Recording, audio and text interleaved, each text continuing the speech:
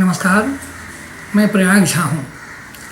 एक छोटा वीडियो समसामयिक विषय पर है, ये आपकी सेवा में प्रस्तुत है। सोशल मीडिया पर और टीवी में भी दिन रात कुछ नेता एक ही बात कहते रहते हैं कि अडानी को अरेस्ट कर लो, इसको जेल भेज दो, उसको जेल भेज दो। क्यों भेज दो, उन्हें पूरी जानकारी नहीं है। ऐसा भी नहीं कि कोर्ट ने कोई सज़ा दे दी हो अडानी को या मुकेश अंबानी को या किसी और को, लेकिन ये नेता को लगता है कि उनको जेल में जाना ही चाहिए। आश्चर्य ये है, जो नेता बोलते हैं जेल भेजने की बात, वो खुद उनको सज़ा सरकार ने कोर्ट ने दी हुई है। उनको गबन के लिए, भ्रष्टाचार के लिए दोषी पाया गया हुआ है और उन्होंने राजनीति के कारण, इलेक्शन लड़ने के कारण उन्होंने जमानत ली हुई है और जमानत लेकर देश के विरोध में दिन रात काम करते हैं और दिन रात विदेशों में घूमते रहते हैं। और भारत देश कैसे नष्ट हो जाए, यहाँ इकोनॉमी कैसे कमज़ोर पड़ जाए, इसी पर लगे जाते हैं। हम सब सुनते हैं इनको बोलते हुए, भाषण करते हुए कि सरकार नौकरियों की चिंता नहीं कर रही है, सरकार महंगाई की चिंता नहीं कर रही है। तो जो नेता है विरोधी पक्ष के, उनके सारे समर्थक जो हैं वो क्यों नहीं खेती ज़्यादा करते हैं, वो क्यों नहीं अनाज उत्पन्न करते हैं, फल सब्जी क्यों नहीं उत्पन्न करते। वो महंगाई तो तभी कम होगी जब लोग फसल उगाएंगे। दूसरी बात, नौकरी मिलनी है, अच्छी बात है, नौकरी तो मिलनी चाहिए। नौकरी का इंतजाम क्या होगा, कैसे होगा, सरकारी नौकरी का। सरकारी नौकरी की व्यवस्था सरकार बहुत नहीं कर सकती, लिमिटेड उसकी संख्या है, लिमिटेड में ही बहाली हो सकती है। तो लेकिन इन नेताओं के लिए सरकारी नौकरी देने का लेने का जो काम है वो कोई सीधा साधा बात नहीं है। उनका मतलब है कि उनको नौकरी देने के लिए अधिकार दिया जाए ताकि वो भ्रष्टाचार करें। एक शिक्षक की बहाली, स्कूल में चपरासी की बहाली, स्कूल के ऑफिस में क्लर्क की बहाली, हर बहाली में घुसखोरी, हर बहाली में चोरी और भ्रष्टाचार।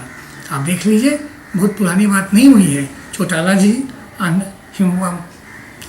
हिमाचल प्रदेश में, हरियाणा में बहुत साल पहले इसी नौकरी के चक्कर में जेल में रहे, बहुत दिन तक जेल में रहे। वो यूपी में मुलायम सिंह यादव जब रहे, उनके ज़माने में भ्रष्टाचार में लोग आकंठ डूबे हुए थे। सारे नेता मिनिस्टर भ्रष्टाचार में ही लिप्त थे।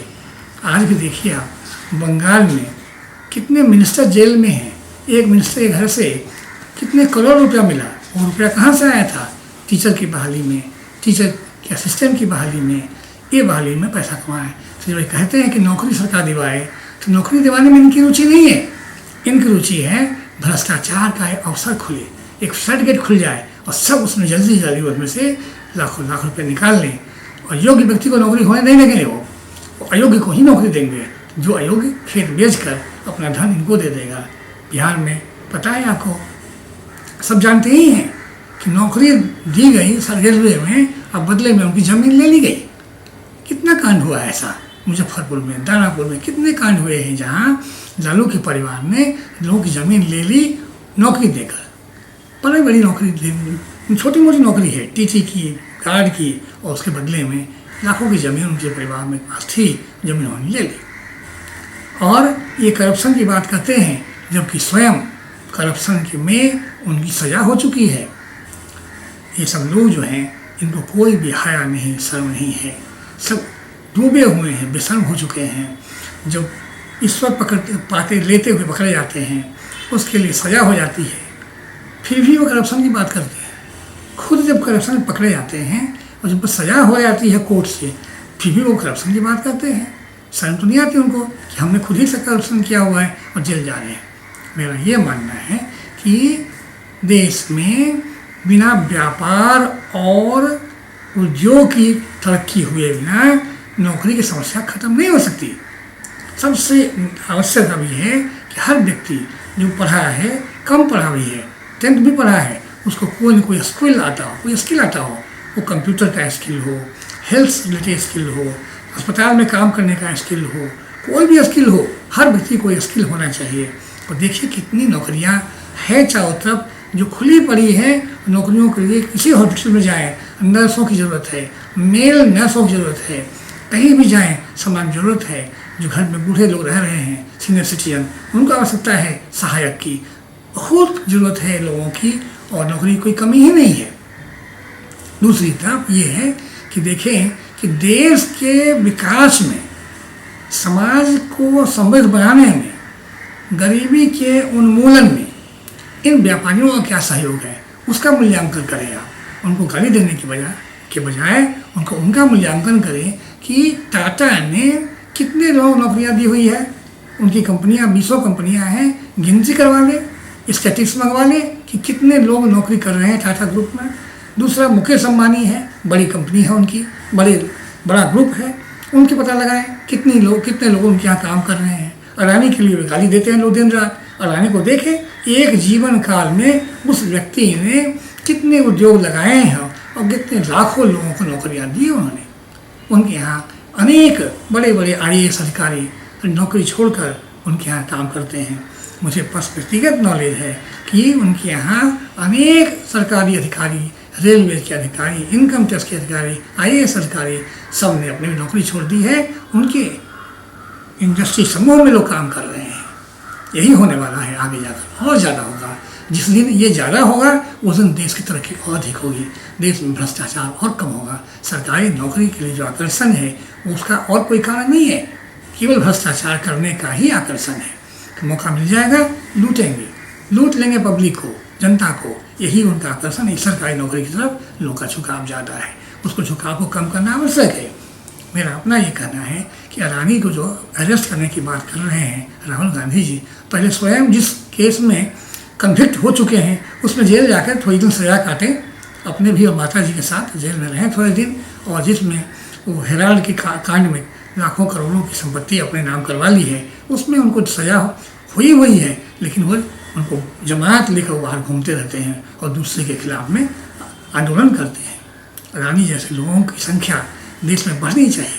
अभी आप देखें तो तरक्की हुई है।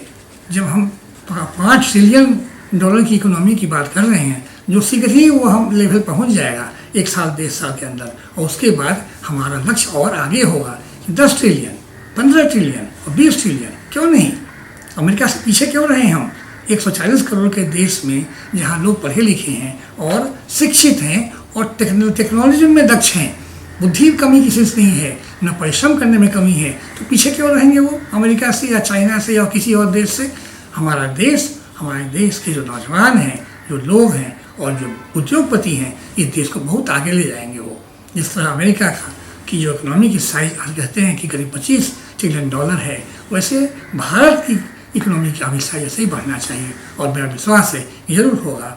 आज आपके पास बड़े उद्योगपतियों में सबसे अग्रगणी में टाटा है। टाटा जो चंद्रशेखर जो हैं वो तो बाहर के लोग हैं, परिवार के नहीं हैं, लेकिन वही अध्यक्ष हैं उसके। मुकेश अंबानी हैं, गौतम अडानी हैं, कुमार मंगलम बिरला हैं, सज्जन जिंदल हैं जो स्टील में जिनका काम है, अनिल अग्रवाल हैं जो मेटल में माइंस में काम करते हैं, नारायण मूर्ति हैं जिन्होंने कंप्यूटर जगत में काम किया, सम्मान बनाया और अपने ड्राइवर तक को करोड़पति बना दिया। उनके यहाँ हजारों लोग हैं उनके आसपास जो करोड़पति हैं। उस तरह मुरगप्पा ग्रुप है दक्षिण भारत के, जिन्होंने बहुत ईमानदार और अच्छे लोग हैं। उनकी CG पावर कंपनी है, वो अच्छा काम कर रही है। उस तरह से मुंजल है मोटरसाइकिल बनाने में बड़ा काम कर रहे हैं वो। बाबा कल्याणी डिफेंस में काम कर रहे हैं। अनु आगा थर्मेक्स कंपनी की चेयरपर्सन है, उन्होंने साइंस टेक्नोलॉजी का बहुत उपयोग किया है, विज्ञान के क्षेत्र का बहुत उपयोग किया है, तकनीकी का, और बहुत काम कर रहा है। उनकी कंपनी से बहुत काम हो रहा है। आनंद महिंद्रा इंटीग्रिटी के लिए प्रसिद्ध हैं, देश विदेश में उनका बहुत सम्मान है। उनकी कंपनियों द्वारा बनाई गई गाड़ियाँ, स्कॉर्पियो हो या जो भी गाड़ियाँ हों, बहुत लोकप्रिय है देशों में विदेशों में भी। इस लासा एंड टुब्रो ऐसे ही कंपनी है जो प्राइवेट सेक्टर की है, लेकिन ये अपने काम में वो इतना प्रवीण है, दक्ष है, लोग इतने उनसे कमिटेड हैं कि कंपनी कहाँ से कहाँ पहुँच गई है। वैसे ही बजाज ऑटो ग्रुप के जो हैं, राहुल बजाज तो नहीं है, संजीव बजाज और ये सब लोग उनके लड़के हैं, बड़े मेधावी हैं, बहुत आगे बढ़ रहे हैं। उसी तरह से सरकारी बैंकों में बड़ी तरक्की हो रही है। स्टेट बैंक अकेला बैंक है जिसका मुनाफा 3 महीने का भी मुनाफा 15,000 करोड़ से ऊपर होता है। आप सोच सकते हैं कि जिसको आप कहते थे कि बैंक सब करप्ट है, बैंक सब डूब रहा है, डूब गया है, कहाँ डूब गया? 15,000 करोड़ और किसी बैंक का मुनाफा 3 महीने का होता है, इसका मतलब 60,000 करोड़ साल का होता है। जो छोटा कैसे कहेंगे आप? HDFC बैंक प्राइवेट सेक्टर का बैंक है, निजी क्षेत्र का, तो ये कितना बड़ा बैंक है वो। इस तरह से पेट्रोलियम में देखिए आप, भारत पेट्रोलियम, हिंदुस्तान पेट्रोलियम, गेल, ऐसी कंपनियां हैं, इंडियन ऑयल, ये सब बड़ी बड़ी कंपनियां हैं, लाखों करोड़ का जिनका टर्नओवर है। ये सब कंपनियां बड़े बड़े जाइंट्स हैं, आने वाले समय में और बड़ी हो जाएंगी। मेरा ऐसा कहना है, ऐसा आग्रह है सरकार से, केंद्रीय सरकार से, कि मोदी जी थोड़ा और खुलकर मदद कीजिए अपने उद्योगपतियों की, खुल के मदद कीजिए, उनको सहयोग कीजिए। उनका विदेशों में जहाँ जहाँ काम अटकता है, कोई पॉलिटिकल कारण से और किसी ने बाधा डालता है, वहाँ अपना वर्चस्व लगाइए, उनको काम दिवाइए। सालों साल से पहले भी, अंग्रेज़ों के समय में भी, विदेशी जो बिजनेस चाहते थे, साथ में जहाँ लड़ाई होती थी और अंग्रेज़ों का शासन होता था, वहाँ अपनी इंडस्ट्री को ले आते थे पहले, वो वहाँ उनको काम दिवाते थे।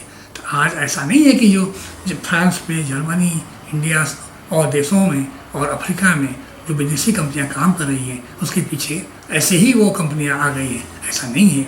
वहाँ उन देश की सरकारों ने उनको वहाँ स्थापित कराने में बहुत सहायता की है। आज चीन हर तरह से अपने देश के उद्योगपतियों को सहयोग कर रहा है और उनको स्थापित कर रहा है विदेशों में काम करने में। ऑस्ट्रेलिया में और अफ्रीका में माइनिंग क्षेत्र में चीन का बहुत सहयोग रहता है, उनके व्यापारियों को बहुत महत्व मिलती है। उस तरह हमारे लिए आवश्यक है कि हम भी अपने उद्योगपतियों की सहायता करें, उनका सहयोग करें।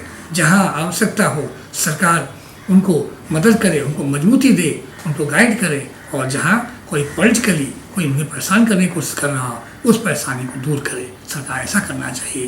तो ये कहना कि जेल भेज दो, इसको जेल भेज दो, उसको जेल भेज दो, वो गलत है। वो उद्योगपति को जेल मत भेजो, जेल भेजो ये नेताओं को जो भ्रष्टाचार में लिप्त हैं, रात दिन देशद्रोह का काम करते हैं, देश तोड़ने की बात करते हैं और भ्रष्टाचार करते हैं, इनको जेल भेजना चाहिए, उनको नहीं जो देश के लिए काम कर रहे हैं उनको। तो और मेरा ऐसा सोचना है कि आज तो करीब 20 लोगों का, 20 कंपनियों का मैंने नाम गिनाए हैं।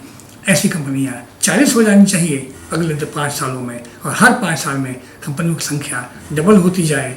तो 20 का 40, 40 का 80, 100, इस तरह से हमारी कंपनियां बड़ी बड़ी हो जाएं, जो इंटरनेशनल प्लेयर हो, दुनिया भर का, जिनका साख हो, जिनकी मजबूती हो, जिनका बिजनेस हो, और जो सरकार को टैक्स भी दें, समाज के उत्थान में मदद भी करें, लोगों को नौकरियां भी मिले और देश का कल्याण भी करें। वो आज ऐसा नहीं है कि 2 लाख करोड़ सर्विस टैक्स, पैसा कहाँ से आता है?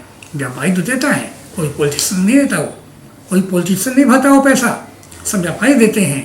2 लाख करोड़ GST आ रहा है, लगभग 2 लाख करोड़ इनकम टैक्स भी आ रहा है। ये 4 लाख करोड़ रुपया कहाँ से आ रहा है? व्यापार से तो आ रहा है। तो उनको सहयोग कीजिए, वही अच्छा काम करेंगे, देश सशक्त होगा। वही काम करेंगे तो देश से न्यूज जो बोलते हैं रोजगार बढ़ेगा, लोग खुशहाल होंगे, समाज सुसंपन्न होगा, ऐश्वर्यवान होगा, तो देश मजबूत होगा। इसलिए इंडस्ट्रियलिस्ट को गाली मत दीजिए, उनको जेल भेजने की बात मत कीजिए, उनको सहयोग कीजिए, उनको मदद कीजिए, उनके पीछे खड़े होइए, उनको प्रशंसा कीजिए, उनको समाज में सम्मानित कीजिए कि आप ऐसे ही काम करते रहें और हमारे देश की जनता की को मजबूत करें, उनको उनकी समृद्धि में सहयोग करें। मेरा आप सबों से ये निवेदन है कि व्यापारियों को बदनाम करने की चेष्टा बिल्कुल ना करें, और जो करता है उस पर चर्चा होनी चाहिए कि वो कौन सी हैसियत वाला आदमी है जो व्यापारियों की निंदा करता है, उनके खिलाफ बातें करता है, क्योंकि वो आदमी खुद भ्रष्ट होता है, वही ऐसा करता है। जो ईमानदार है, चरित्रवान है, निष्ठावान है, व्यापारियों की निंदा नहीं करता हो, वो समझता है उनका महत्व। आज के लिए इतना ही। धन्यवाद, नमस्कार।